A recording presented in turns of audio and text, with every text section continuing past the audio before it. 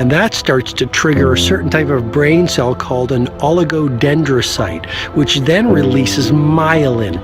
Myelin is a fatty tissue that starts to wrap around that single neurocircuit related to that main skill you've been practicing. And when myelin starts to wrap around the brain circuit, what happens is you have accelerated learning times, you can see more quickly, heightened perception, and you'll learn more quickly.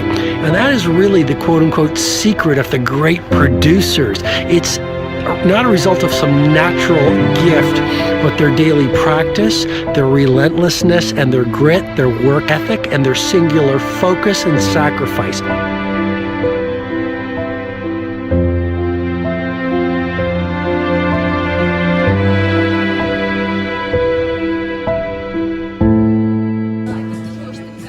A great life is built not by revolution. A great life is built by evolution. Small and steady wins the race. What you do every day is far more important than what you do once every decade. I want you to really think about that idea. What you do every day is simply your life in miniature. And as you live every single day, so you're crafting your life.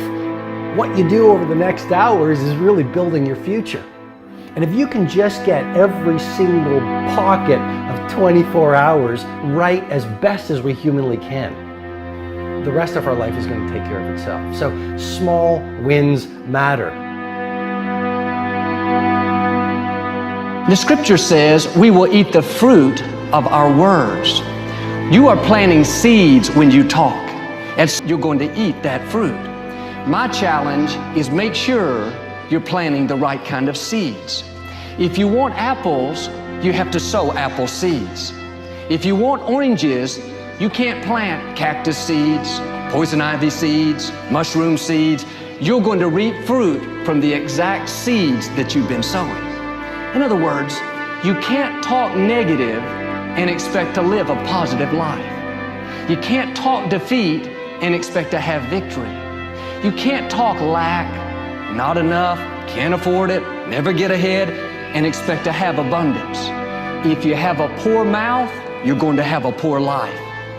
If you don't like what you're seeing, start sowing some different seeds.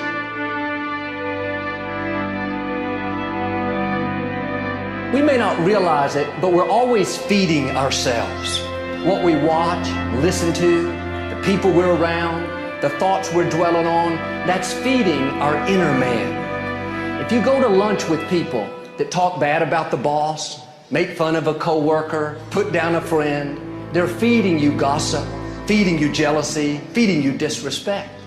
Here's the key. Whatever you feed is going to grow.